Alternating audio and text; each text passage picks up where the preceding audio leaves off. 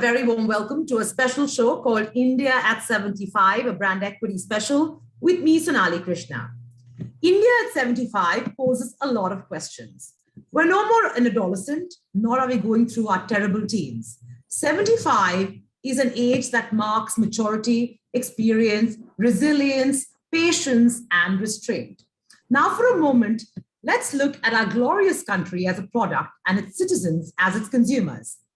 The product, as we all know, was given birth to in 1947.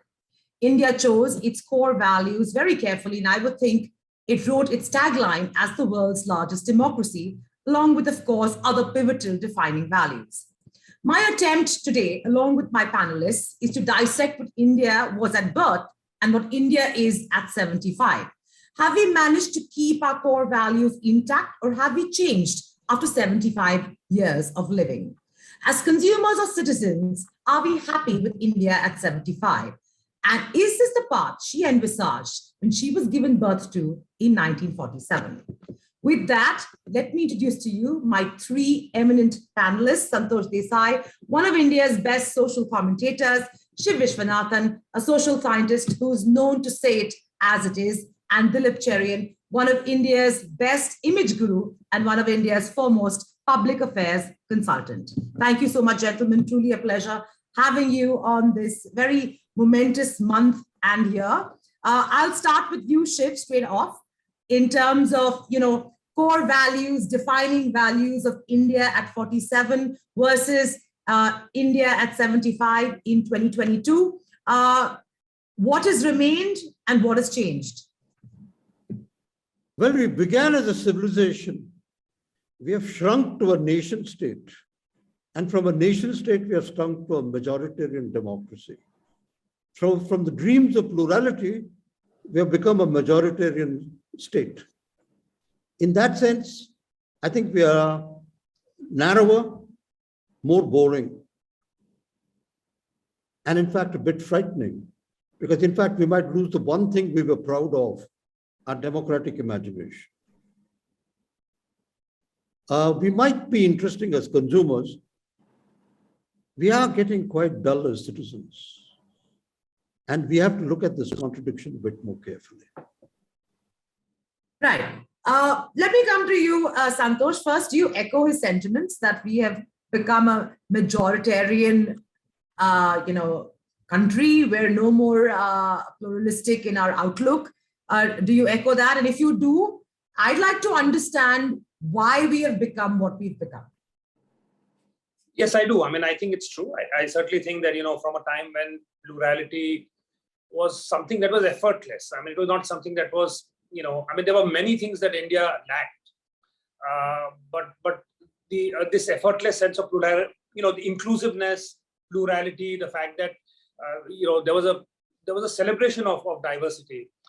Not in a self-conscious way, but in a truly kind of ingrained kind of a way. And I think that successively over the years, I think there is a loss, and particularly accelerated, I think, in the last few years, where we have, that imagination has shrunk, where the silos are now more clearly etched out, and there is a conscious attempt, in fact, to sort of underline differences. So to that extent, I would absolutely agree. And I think, the reason for it is, I think, it's quite transparent. I think it has to do with, there is a political side to it. There's also, I think, an economic side to it. I think there is a part of the market that kind of does, in a sense, discriminate between people on their ability to consume on the one hand. And there is the other side of the political side where clearly there is a political project where there is benefit to be had electorally from bringing about these divisions. And there is therefore that is something that we've seen at work in the last few years. So I would agree that there has been certainly in that one aspect, certainly when we look at plurality, there has certainly been a shrinking of the imagination. Right. Dilip, see, I find it interesting both what Shiv and Santosh have said. And, I'd like you to dumb it down for me and my audience. It's interesting, at 1947, we were probably, as citizens of this country, have probably experienced the most in terms of trauma, in terms of violence, in terms of just, sheer division in terms of religion. But we all came together as a nation to accept this pluralistic society. But 75 years later, one would imagine that we have a lot more acceptance of who we are. We've come into our own and are proud of our diversity. But it's quite contra to what we're actually seeing now. Isn't that a bit weird that after actually going through all the pains of giving birth to a nation that is so inclusive, 75 years later, we don't appreciate that much, and we've kind of gone back to reimagining and reliving the stigmas of the past?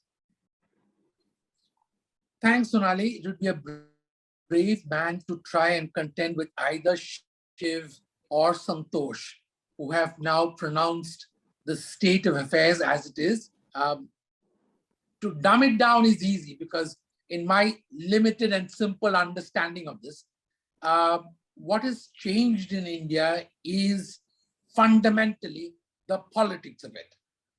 And since you're looking at the economics or the market of it, the implications in many senses are that we are now looking at an India which may be mature in terms of infrastructure, in terms of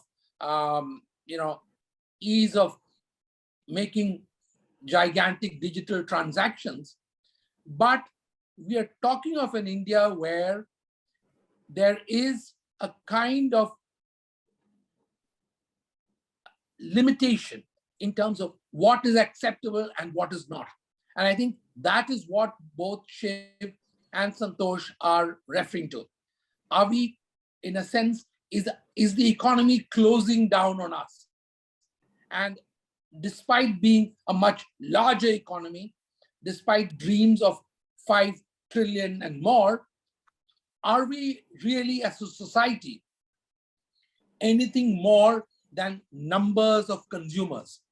Are we happy consumers? Are we varied consumers?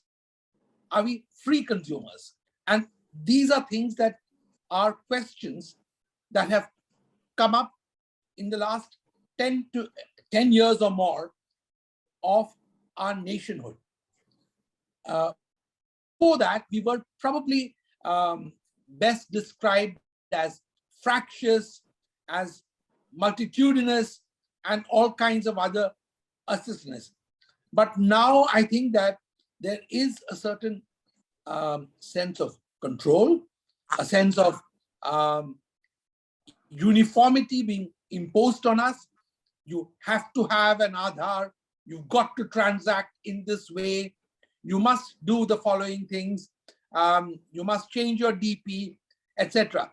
So I think that there is this sense which also is prevailing, and that's how I would interpret it for your viewers. Okay. Shiv, let me take it to you. One would assume that after 75 years of living, you're a slightly more mature country. The sense of asserted self, that I am this and I am that, would kind of take a back seat simply because you are confident in yourself and your existence. It might be okay for a young country to assert itself in terms of who it is at itself. But I think, why are we doing this at 75? Even this whole thing of, okay, this is our 75 years and let's make our DP, the colors of the flag. Why is this required? Why is this assertion required? Is this something new that you're seeing in our culture? See, I think you've got to be a bit careful about linearity. Actually, Nehruvian maturity anticipated Modi-esque adolescence. You got to understand that today we are boring because we actually acting adolescent. Just take one simple example. What is the greatest act of consumption in India today? Violence. I mean, look at the time we murder and rape people and think we are liberating a Padmini somewhere. See, what we have to understand is, when India began civilizationally, it had a kind of maturity. It projected a certain kind of wisdom, which you can call non-alignment or third world understanding. Today, we are actually behaving like adolescents. And it's this 75-year-old adolescence that we have to understand. You see, that's the myth. At a particular time, we had myths. The myth of democracy, the myth of science, the myth of Bollywood. Today, politics encompasses Bollywood. We have only one film star, Narendra Modi. We have only one myth, Narendra Modi. And he is, sadly to say, more like a creature out of Tussaud's, projecting a certain kind of adolescence onto the nation. And that's the tragedy. Just to take that point forward, Santosh, I think it's easy for us as citizens of this country to palm off everything and blame politicians. But don't you think inherently there is obviously divisiveness that has grown within us, as it has in other countries, as we've seen the rise of populism in several other Western countries and not just India? There is obviously the way we are maturing as citizens is something that politicians can exploit us with. So somewhere should we as citizens take responsibility? Why is it that in these 75 years of our own evolution, we have not been able to be more pluralistic, more inclusive, and more mature in our own behavioral patterns? And for a minute, if we can just let the politicians aside, because it's their job to milk our insecurities, which they do very well. Well, it certainly is true that, that it's not as if these divisions have sprung up without any historical basis. These divisions have had a historical basis. And they were obviously, very, very salient in 1947, because we had a traumatic separation. And even before that, we've had, there is a history of this division and this cleave. So it's not as if this is fundamentally created, politically. But the fact of the matter is that over the years, there has, India had found an ability to live with this, to reconcile this, to get on, in some ways beyond this kind of divisions that existed in society. I think what has happened, and the reason why I think it's not just an easy way out to blame politics for it, but the fact that there is a political project that specifically targets this and uses this, and which has an enormous ability in that sense. So it speaks to something real, but the ability to magnify those cleaves, to sort of really sort of push them apart, and then to create a constituency based on that. I think that has been a conscious act. So I don't think it would be fair to say that this is something that was inherent in the citizenry, which has come to the fore with time. I don't think it has organically come to the fore. It has come to the fore. It has existed in the past, but it has come to the fore because there has been an attempt to bring it to the fore. So which is the reason why I do think that here it's not just a sort of a hand wave kind of a blaming of politicians or politics. I think there is something a little more specific than that at work here. Right. Dilip, if I had to just, ask you, as you are an image consultant, image of India in 1947, and juxtapose that with image of India today at 2022, 75 years old, what would that be? And if you could give us an outside-inside view, not as how we look at ourselves, but how the world is looking at us. That's fairly easy, Sonali. I'll tell you. The outside world still sees us as a potential investment destination. I want to stop you there for 1 minute, right? So we're the land of opportunities, the land of immense potential. But this is the narrative that has gone on for far too long, right? That the fact that we're a land of opportunities, we're emerging India, I'm going to qualify that. So we are a country which is also now much more than before prickly. So you can either choose to interpret it as independent and confident, or you can choose it as being prickly and sensitive. So let's take the situation of, for example, gaming. As you know, the vast numbers of India's youth are addicted and obsessed with gaming. Now, because of our border fracas with China, we have chosen to shut the gates as far as gaming investments by the world's largest gaming companies, which happen to be goes. The reason we've given the young people is that, hey, your data is being stolen and somebody out there is swallowing up vast quantities of your personal data. And that's why we've had to bolt the doors as far as these are concerned. The world doesn't quite see it that way. The world sees it as an attempt to try something which is what the Chinese have built for themselves, which is a walled garden. But instead, we are trying to say, hey, we are concerned about data security. By the way, we also have just withdrawn the data security bill from Parliament after massive numbers of amendments were proposed.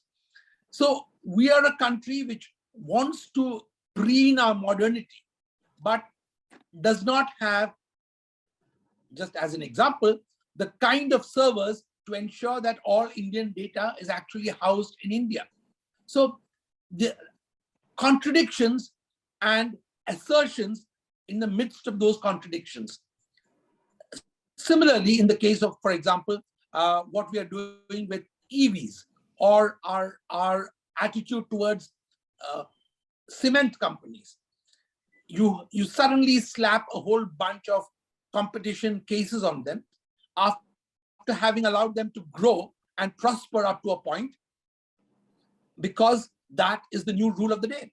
So what I'm trying to say is that as far as India is concerned, the world may continue to see us as a great destination to invest in the absence of other great destinations at this point of time, but we are seen as prickly, as mind-changey, and also basing our decisions not quite on just the markets. Right. Shiv, if I had to ask you, at 75, we look like this, right? For whatever reasons, as has been articulated. 25 years from now, when we hit 100, and also to look at what is happening in the world, the world has also changed. 1947, the world was a different place. The countries were different in their outlooks. And that's also changed as we've hit 75. As we hit 100, how do you look at world ethos and world culture, and how do you think we will grow to be when we're 100? Do you see a change coming in? Do you see more patience, more tolerance, and more inclusiveness being brought back into society, or are we kind of late to make that U-turn? See, I think Dilip emphasized the economic contradictions. I think we have to look at the cultural contradictions. Our silences are cultural. We are afraid to talk about sex. We're afraid to talk about the body, but we'll talk about hunger. We'll talk about poverty. We are afraid to talk about the past. In fact, in a deep and fundamental way, what we're really afraid of is the future. We'll continue being what we want to be. We want to freeze the present. I think in a deep and fundamental way, we are afraid of growing up. At a time when, why do we feel such inferiority to China? We should be outthinking it. Why do we refuse to be South Asian when it can give us a bigger geographical imagination? I think what we have to understand is there has been an intellectual failure. We have produced individual dissenting intellectuals, but we haven't produced the great dissenting cultures that would make us much more interesting. And I think that's really the point. The argumentative Indian, as Amartya Sen put it, has stopped arguing. He's just quarreling. And in that sense, he's become a bore. I think what is really confronting us is not inferior, it's boredom. And consumption can't be the way out of boredom, not of this kind. Only violence can. And I think the one thing we aren't confronting is that we are becoming one of the most interesting psychologically and psychiatrically violent nations. Violence is the great consumption of modern India. You don't need a riot to tell you that. Just look out of the window. Wow. Santosh, just to bring you in there, would you say that you know, what has actually been a big change from 1947 to now is the fact that while we've always been a very spiritual and religious country, we have not essentially asserted our religion as loudly as we assert it today. There is somewhat some need within us to assert our religion and to also assert superiority over others, especially, I'm talking about especially the majoritarian religion in the country. Is there a reason why this is happening? Is it because they felt sidelined or persecuted for the longest time, that when they've got a license to speak, we're all over? Well, certainly there is a strand, of feeling that is which has always existed about this sense of, not being a majority but never having the power that comes with a majority, and always, in a sense, being subservient in a country where there is a majority community which has never quite exercised its due as the majority community. And now that there is an opportunity and there is politically there is support for it, so there is assertiveness. So there is the greater need and a greater desire to display the fact that you have that power, and you want that power to manifest itself in as many ways as possible. So that is certainly a strand. But I would say that also, and I just think that in a larger sense also, because when we talk about India, to acknowledge that there is the nation state India and there is the political project, and civilizationally still, I think civilizations move far more slowly than the sort of the political structure on top of it. And there I believe that, while this is certainly a strand, and this is a strand that is becoming more assertive, this is by no means all of India. This is not a reflection on all of India, and therefore to argue that India has changed at a civilizational level, I think would be an overstatement. I think that yes, there is a movement of a certain kind, but it is a movement that has been promoted by which has a certain reality, and on top of it has been promoted by a certain group. But I would not say that is a full reality of India. And just another rejoinder to this, just taking a cue from what I had asked Dilip in terms of the narrative of India, this being the land of opportunity. Do you think our narrative is a bit muddled now? We're not as sexy to the world as we were, let's say, a decade ago, because people have come, invested, and I don't think the returns have been as dramatic as they envisaged. No, I do think that there is a muddling. I think the India story, certainly, if you were to go back, 20 years, and the whole sense of unbridled kind of optimism around India's economic story, there was no question that there was that kind of enthusiasm, and I think that has been tempered both on the economic front, because India has had its ups and downs, and as Dilip pointed out, has been less than clear in some areas. But also, I think overall, as an image of India, I think beginning to also get muddled through its political movement. I mean, the whole idea of India as the world's largest democracy, and this sort of a shining example of how a country, in spite of coming from the poverty and the background India did, managing to maintain its democratic spirit and keeping it intact. I think from that story has got also a little muddled. So, I mean, I don't think it has changed completely, but it has got muddled. So I think on both fronts, I think we are seeing a slight muddling of the story. I'm not sure whether I'm going to be well received, given the fact that we've been quite dark about India at 75. Having said that, at least it's a realistic projection of what we're feeling. But India celebrates 75 with great jingoism and with so much pride that they're wearing on their sleeves. Shiv, I'd like to give you the closing statement before I end this discussion. As a citizen and as an intellectual of the country, what is your sense of ratio in terms of happiness and sadness? Where do you think the country has let you down, and how do we ensure that we overcome these obstacles in our way to make it a much more brighter, happier, and healthier civilization? I think the nation state needs a psychiatrist. A lot of the muddle that Santosh is talking about It's the fact that we are no longer understanding that the democracy gave us a strength and imagination, which we are losing out now. I think deeply and fundamentally, this is what we have to understand.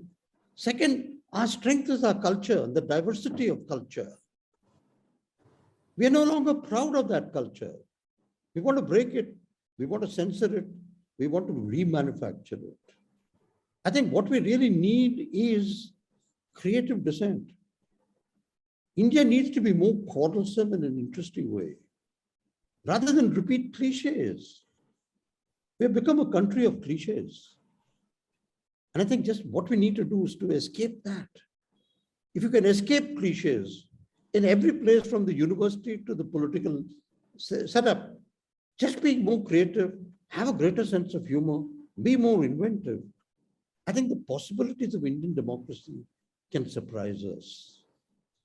But I think we are afraid of learning to laugh at ourselves. In fact, if you see, the one thing missing today is the joke. And that's why the nation state has become a joke, a dirty joke. I'll stop there. Santosh, yes, agreed. As you age, one learns to wear themselves a lot more lightly and not take themselves so seriously. Do you think that is definitely something that is missing in our country? We're taking ourselves far too seriously. And of course, the fact that where you think we've done all right and where you think we have miles to walk. No, I do think that we are, we are very seriously kind of priming ourselves up to take ourselves seriously. So it's a very conscious effort to take oneself seriously. And there is a belief that if we take ourselves seriously, the world will take us seriously. But very often, this seriousness is largely for internal consumption. So I certainly think that is true. I think we've certainly done all right on some aspects of the economic sphere. We've done all right. Certainly, I think, we cannot, there have been a lot of people who today have access of a kind that they did not have access to earlier. And it's been, economic reforms have been valuable, and they've continued, and along with technology have, I think, made it possible for a lot of people to get access to not just consumption, but to opportunities in life that they did not have earlier. If you look at how, women in India have also had, over the years have had a much stronger voice. I think that is something, again, that has changed. There's a long way to go, certainly, but there certainly has been a change. So there are many fronts on which, there is reason to celebrate.